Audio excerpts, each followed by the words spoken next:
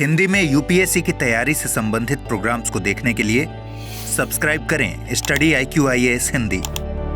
नमस्कार साथियों, मैं कुणाल आप सभी का study IQ IAS Hindi YouTube channel पे स्वागत करता हूं। हमारी आज की क्लास में हम लोग बात करने वाले हैं परमाणु समझौता या फिर युद्ध। दरअसल जब से डोनाल्ड ट्रंप राष्ट्रपति बने हैं तो इन्होंने फिर दोबारा ईरान पर एक परमाणु समझौते के लिए दबाव डालना शुरू कर दिया है। हालांकि देखा यह जा रहा था कि डोनाल्ड ट्रंप बार बार कह रहे थे कि प्रत्यक्ष रूप से एक बातचीत होनी चाहिए और एक परमाणु समझौता फाइनल किया जाना चाहिए, लेकिन ईरान बार बार परमाणु समझौते के लिए प्रत्यक्ष बातचीत की मना कर रहा था और कह रहा था कि अप्रत्यक्ष रूप से हम लोग बातचीत कर सकते हैं। लेकिन डोनाल्ड ट्रंप के लगातार दबाव दिए जाने के बाद अब ये मामला चल रहा है कि शनिवार यानी कि आज इनकी एक बैठक होगी और बैठक के बाद क्या रहने वाली है परमाणु समझौते परिस्थिति वो सबके सामने आएगी। हालांकि डोनाल्ड ट्रंप ने ये भी कहा है कि अगर परमाणु समझौता सफल रूप से नहीं होता तो ऐसी स्थिति में वो ईरान के ऊपर हमला भी कर देंगे। तो मामला गंभीर है, तो या तो परमाणु समझौता देखने को मिलेगा या फिर युद्ध। अब कहानी किस तरफ जाएगी ये देखने को मिलेगा। और साथ साथ ये भी ज़रूरी है कि हम लोग ईरान का परमाणु समझौता क्या है, डोनाल्ड ट्रंप इसके लिए चिंतित क्यों है और क्या है इससे जुड़ी हुई तमाम चीज़ें, इसके ऊपर अच्छे से अपनी जानकारी को विकसित कर लें। तो न्यूज़ हमारी है ईरान का परमाणु कार्यक्रम क्या है और अमेरिका इजराइल क्या चाहते हैं। तो अच्छे से सभी चीज़ों को समझेंगे, क्या क्या शामिल है आज की क्लास में, चर्चा में क्यों है मामला, जैसा कि बताया मैंने आपको। तो इसके अलावा जानेंगे ईरान का परमाणु कार्यक्रम, ईरान परमाणु कार्यक्रम का विकास कहाँ तक पहुँच गया है, क्या स्थिति है आज के समय में इसकी, ईरान परमाणु समझौता, अमेरिका का समझौते से निकलना और नए समझौते के लिए दबाव, ये सारे हमारे आज की क्लास के अंदर बिंदु शामिल है। तो आइए समझना जानना शुरू कर देते हैं। तो देखिए, जब से डोनाल्ड ट्रंप राष्ट्रपति बने हैं चीज़ें बहुत ज़्यादा बदल गई हैं और लगातार ये ईरान को कह रहे हैं कि भैया परमाणु समझौता संपन्न करो। हालांकि मामला विवादों में चल रहा था, बातचीत हो रही थी और देखने में ये भी आया है कि अभी परसों ही डोनाल्ड ट्रंप ने ईरान के ऊपर सैंक्शंस भी लगाए हैं।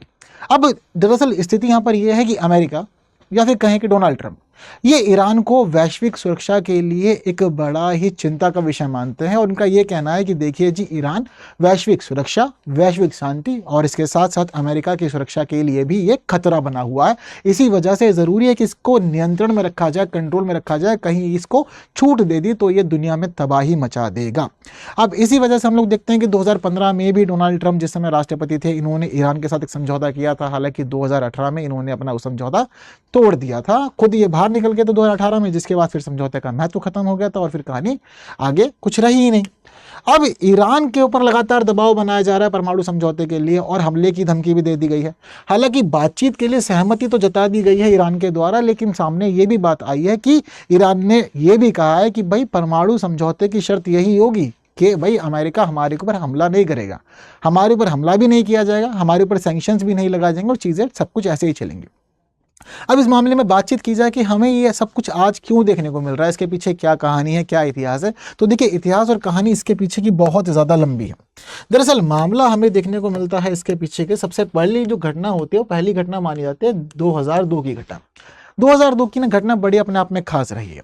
दरअसल ईरान ने परमाणु हथियारों को विकसित ना करने के लिए कसम खाई थी। उसने कहा था कि वो परमाणु हथियारों की तरफ नहीं जाएगा, परमाणु हथियारों की होड़ नहीं करेगा, परमाणु हथियार नहीं बनाएगा।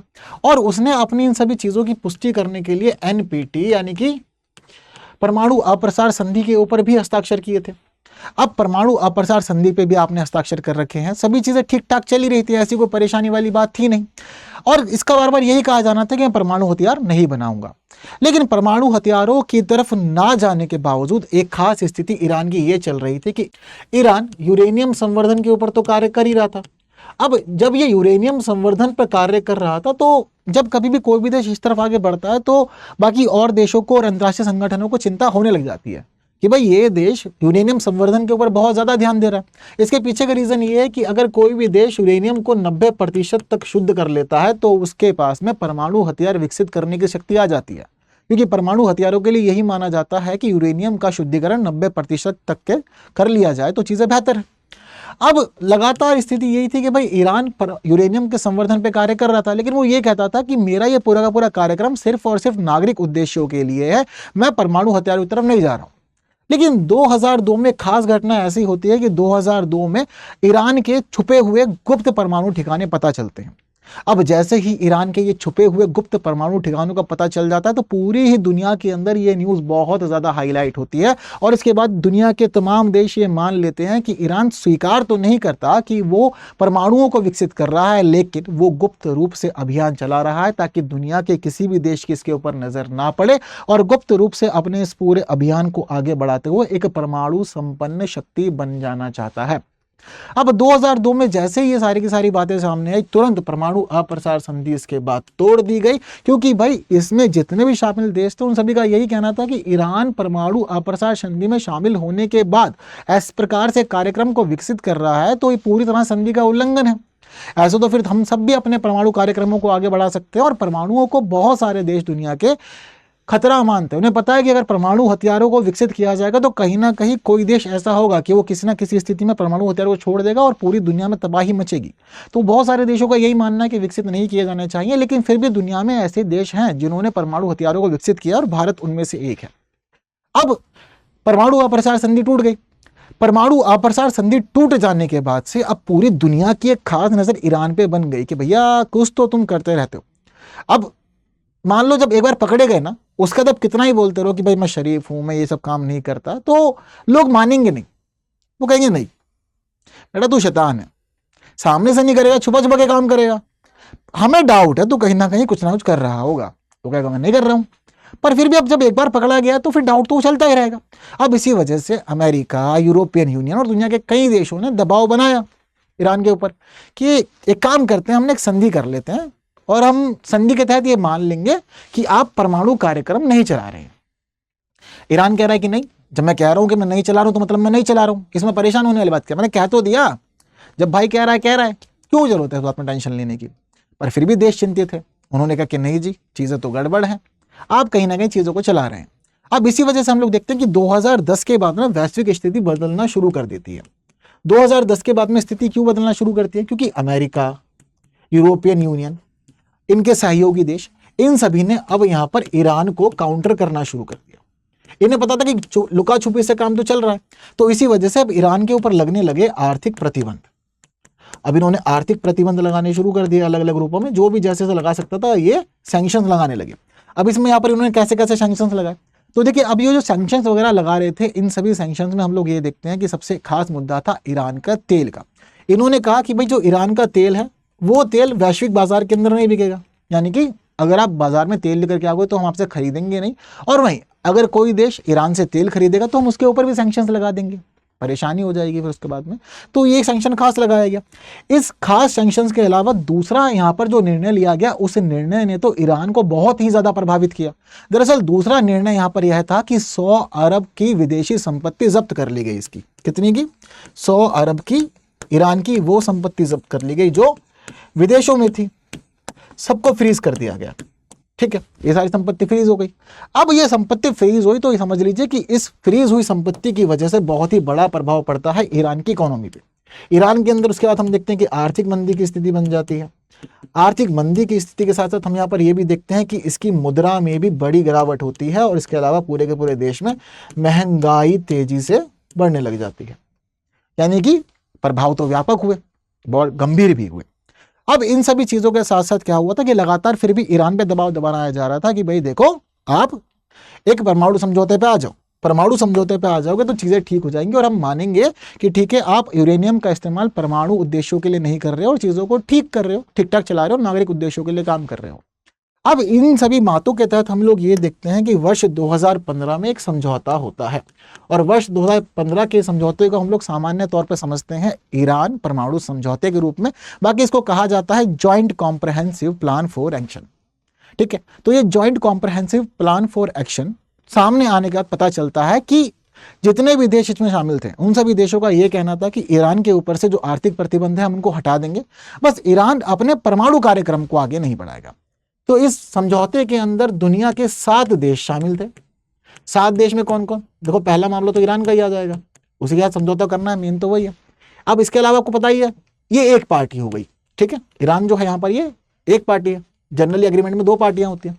अब एक तरफ ये था, दूसरी तरफ बातचीत में कौन कौन चल रहे थे, दूसरी तरफ था America, Russia, China, Britain, France, ये सारे के सारे देश कौन से हैं? ये हमारे यूनाइटेड नेशन सिक्योरिटी काउंसिल के अंदर परमानेंट 5 मेंबर्स हैं।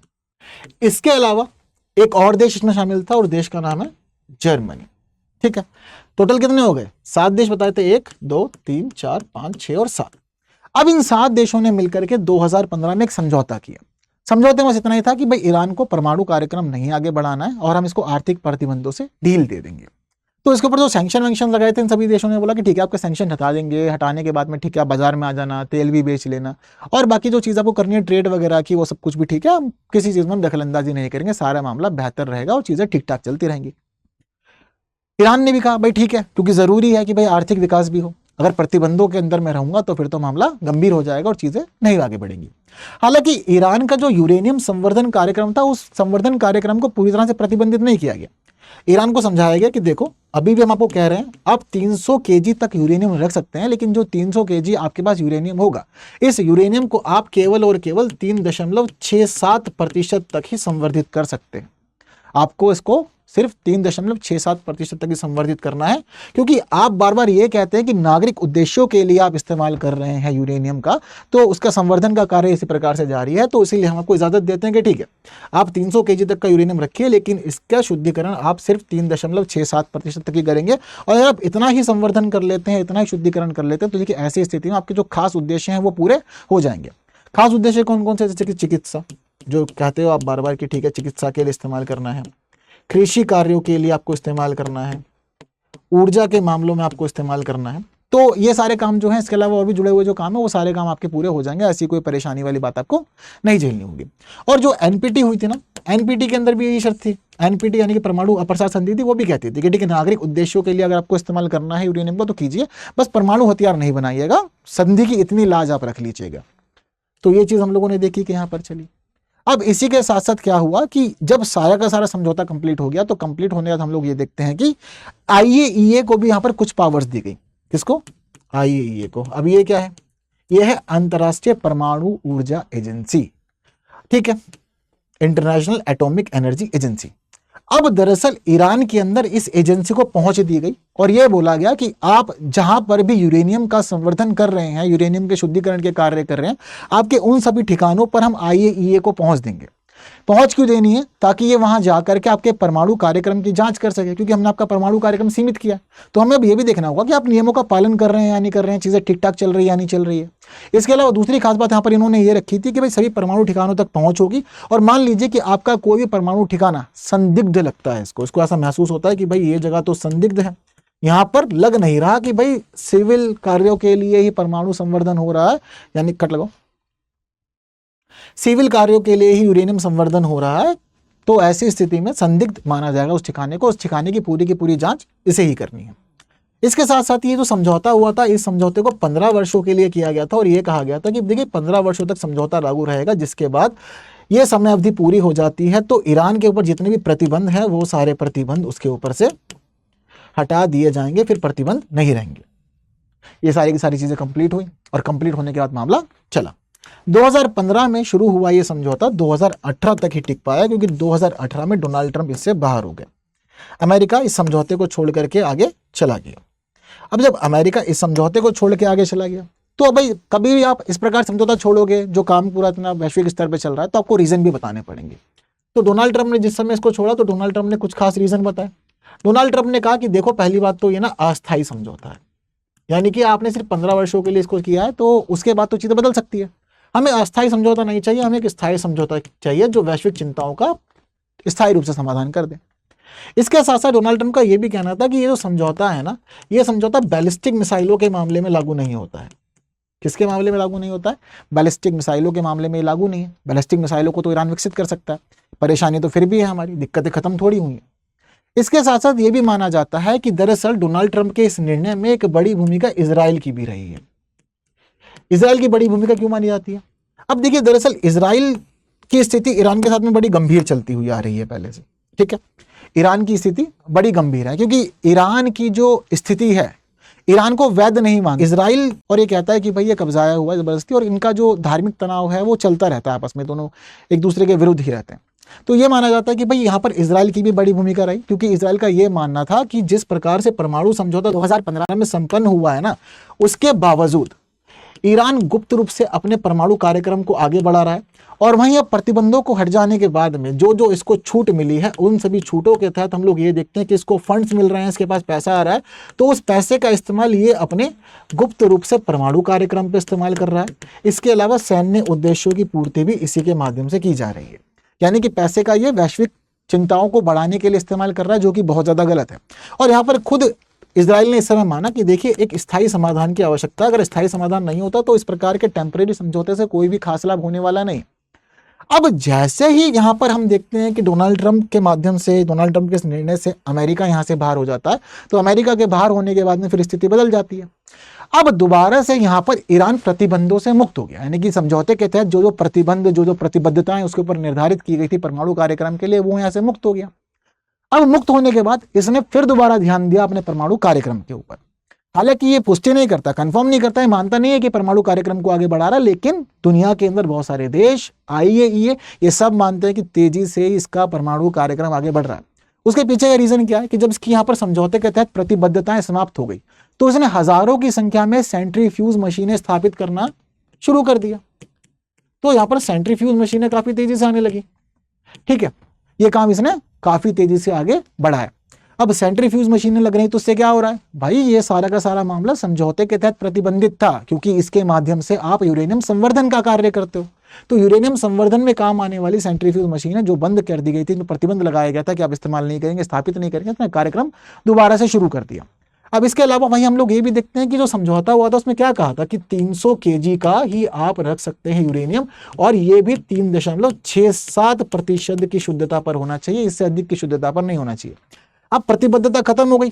प्रतिबद्धता के बाद इसने काम आगे बढ़ाया तेजी से, और आज के समय में ये समझ लीजिए कि IAEA का ये कहना है कि अभी मार्च 2025 तक, कब तक, मार्च 2025 तक ईरान के पास में लगभग 275 kg यूरेनियम है, और ये जो यूरेनियम है ये 60% तक संवर्धित किया जा चुका है। इसका अर्थ ये हुआ कि अगर एक हफ्ते तक ईरान लग करके इस संवर्धित यूरेनियम पर कार्य करे तो इसकी शुद्धता को ये 90% तक पहुंचा सकता है, और ऐसा खुद अमेरिका का मानना है कि भाई ये स्थिति वास्तव में पॉसिबल है, सब कुछ कर सकता है ये। अब जब ये सारी चीजें पॉसिबल है, तो उसके बाद भी अमेरिका ये कहता है कि यूरेनियम का तो ये 90% संवर्धित कर लेगा, लेकिन इसके बावजूद इसे एक पूरा परमाणु हथियार विकसित करने में लगभग 12 से 18 महीने का समय लग सकता है। पर ये कम नहीं है, ये भी एक बड़ी चिंता है, क्योंकि यहां हमें पता चल रहा है कि ईरान का परमाणु कार्यक्रम इतना अधिक प्रगति कर चुका है कि दुनिया में ये तमाम मामलों में बहुत सारे देशों के लिए चुनौती बन करके खड़ा हुआ है, और कभी भी ये पूरे विश्व के लिए बड़ी समस्याओं को जन्म दे सकता है। ये सारी स्थिति तो हमें यहाँ पर स्पष्ट हो गई, और ये सब कुछ यहाँ पता भी चल रहा है इस प्रकार से आगे। अब इसी वजह से डोनाल्ड ट्रंप चाहते हैं कि भाई बातचीत हो, ठीक है, बातचीत हो, क्योंकि ईरान के अंदर सारा मामला बड़ा ही गंभीरता से आगे बढ़ता जा रहा है। आज के समय में आपको पता चल जाएगा कि ईरान के अंदर अलग अलग जगह पे न्यूक्लियर साइट्स बनी हुई हैं, न्यूक्लियर साइट्स के अलावा मिलिट्री साइट्स, यूरेनियम माइंस, ठीक है, रिसर्च रिएक्टर्स, ये सब यहाँ पर इसमें चले हुए हैं। तो यहाँ पर इसकी जो ये यूरेनियम के संवर्धन के लिए इसने जो अपने प्लांट्स बना रखे हैं, वहाँ पर बहुत ज़्यादा तेजी से काम चल रहा है। अब काम चलने के साथ साथ इनकी चाहत तो बहुत कुछ है, ये सभी देश चाहते बहुत कुछ है कि हाँ ईरान आगे ना बढ़े, पर अब ये चीज़ें समाप्त होंगी या नहीं, क्योंकि ये इस मामले में कोई क्लैरिटी नहीं है, क्योंकि पूरी दुनिया को ये पता काफ़ी आगे बढ़ चुका है मामला। वहीं दुनिया के बहुत सारे देश तो ये भी मानते हैं कि ईरान पुष्टि नहीं करता, लेकिन वो यूरेनियम के संवर्धन के साथ साथ परमाणु हथियार विकसित कर चुका है। जैसे कि अभी फिलहाल जो डाटा आया है कि 275 kg का यूरेनियम 60% तक संवर्धित किया जा चुका है। अगर इसको पूरी तरह से 90% के स्तर पर ले जाया जाए तो ये समझ लीजिए कि सिर्फ इतने ही यूरेनियम का इस्तेमाल करते हुए लगभग आधा दर्जन परमाणु बमों का विकास किया जा सकता है। इसके साथ साथ ही अब यहाँ पर स्थिति ये है कि अब आगे होगा क्या, और डोनाल्ड ट्रंप इस समझौते के माध्यम से क्या चाहते हैं। तो देखिए डोनाल्ड ट्रंप का ये कहना है कि देखिए पहली बात तो मैं चाहता हूं कि समाधान स्थायी रूप से हो, हालांकि हमला करने तक की बात भी कह रखी है उन्होंने। अब स्थायी समाधान के रूप में क्या किया जाए, तो अमेरिकी अधिकारी तो यही कह रहे हैं कि भाई ठीक है हम स्थायी समाधान चाहते हैं, लेकिन इजराइल भी काफी ज्यादा इंटरेस्टेड है, क्योंकि इजराइल की चिंताएं बढ़ चुकी हैं। इजराइल काफी हैरान है जब से ये बात सामने आई है कि अमेरिका और ईरान परमाणु समझौते पर बातचीत करने वाले हैं। अब इजराइल का यहाँ पर यह कहना है कि देखिए जी समाधान जो है वो वास्तव में होना कैसा चाहिए, स्थायी ही होना चाहिए, स्थाई का मतलब ये है कि पूरी तरह से सरेंडर करे, आत्मसमर्पण करना चाहिए ईरान को। और आत्मसमर्पण करने का मतलब ये है कि खुद अमेरिका की सेनाएं वहां जाए और जाकर के उसके सभी जितने भी परमाणु संयंत्र चल रहे हैं, जितने भी उसके न्यूक्लियर रिएक्टर्स वगैरह हैं, जहां कहीं भी वो यूरेनियम के संवर्धन का कार्य कर रहा है, उन सभी स्थानों पर जाकर के पूरी तरह से तोड़फोड़ हो। इसे ही आत्मसमर्पण माना जाएगा और यही माना जाएगा कि ईरान का जो परमाणु कार्यक्रम है वो कार्यक्रम पूरी तरह से समाप्त हो गया है। अब ये किसी भी तरह से आगे बढ़ाया नहीं जा सकता। अगर इस प्रकार के किसी समझौते पर सहमति होती है जहां पर हम मानते हैं कि ईरान के परमाणु समझौते को पूर्ण विराम लगाया गया है, तभी एक सहमति होनी चाहिए, अदरवाइज सहमति नहीं होनी चाहिए और मामला अमेरिका को रोक देना चाहिए। तो ये मुख्य इच्छा है इजराइल की। हालांकि डोनाल्ड ट्रंप भी एक स्थायी समझौते की चाहत में ही इस निर्णय को लेकर आगे बढ़ रहे हैं, लेकिन अभी यह कह दिया गया है कि अगर सफलता नहीं हुई तो हम आपके ऊपर हमला भी कर देंगे। क्या इजराइल या फिर अमेरिका हमला कर सकते हैं ईरान के ऊपर? तो देखिए, पॉसिबिलिटीज तो है, रेंज है इनके पास में, लेकिन रेंज के अलावा जो भी यहाँ पर इसके यूरेनियम संवर्धन के ठिकाने हैं वो सारे अंडरग्राउंड है। तो आपको थोड़े अच्छी क्षमता वाले बम चाहिए होंगे जो अमेरिका के पास में मौजूद है, लेकिन उसके बावजूद इनको काफी पास तक आना पड़ेगा। ठीक है, और इसके बाद ये भी समस्या है कि भाई फिर वॉर छिड़ सकती है और स्थिति पूरी दुनिया में ही बदल सकती है। बट आज बैठेंगे ये लोग, बातचीत करेंगे, तो उसके बाद क्या होगा ये पूरी दुनिया को देखने को जरूर मिलेगा। तो हम लोग भी देखेंगे, जाने की समझेंगे, जो भी कुछ महत्वपूर्ण चीजें आएगी उस पर हम लोग फिर अच्छे से डिस्कशन भी करेंगे। बट आज की क्लास में इतना ही, जो जरूरी बातें आप लोग के समझने जानने योग्य थी वो सारी आपको क्लियर कर दी गई हैं। इसके साथ ही एक प्रश्न हम लोग की स्क्रीन पर यहाँ पर यह है जिसका आपको उत्तर देना है। वर्ष 2015 के ईरान परमाणु समझौते के संदर्भ में निम्नलिखित में से कितने शर्तों में शामिल थे? ठीक है, तो यूरेनियम को 90% तक शुद्ध करना, बैलिस्टिक मिसाइलों के विकास पर प्रतिबंध, IAEA द्वारा संदिग्ध ठिकानों की जांच। नीचे दिए गए विकल्प से सही उत्तर का चयन कीजिए, केवल एक, केवल दो, सभी तीन या कोई नहीं। तो प्रश्न का उत्तर आप सभी साथियों को कमेंट करना है। ठीक है, जितने लोगों ने ध्यान से सुना होगा वो सभी बातें अच्छे समझ गए होंगे, प्रश्न का उत्तर दे पाएंगे। इसके अलावा स्टडी IQ IAS हिंदी हमारा मेन प्लेटफॉर्म है जहां हम मिलते हैं। इसके अलावा मिल सकते हैं हम लोग टेलीग्राम, इंस्टा, फेसबुक या एक्स पे, और इस QR को स्कैन करके आप पहुंच सकते हैं मेरे टेलीग्राम चैनल पे, और जहां हम लोग फाइल्स को शेयर करते हैं। तो बस आज की क्लास में तो इतना ही, जो महत्वपूर्ण बातें होनी चाहिए थी वो कर ली गई हैं। बाकी आप लोग की जिम्मेदारी है कि सेशन इन्फॉर्मेटिव लगा है तो शेयर जरूर कर दीजिएगा। जिन्होंने लाइक नहीं किया है, लाइक के बिना कोई नहीं जाएगा। बाकी की बातें हम लोग करेंगे आने वाले और सेशंस में कुछ नए विषयों के साथ। तब तक के लिए दीजिए मुझे विदा। Thank you so much. जय हिंद। हिंदी में UPSC की तैयारी से संबंधित प्रोग्राम्स को देखने के लिए सब्सक्राइब करें स्टडी IQ IAS हिंदी।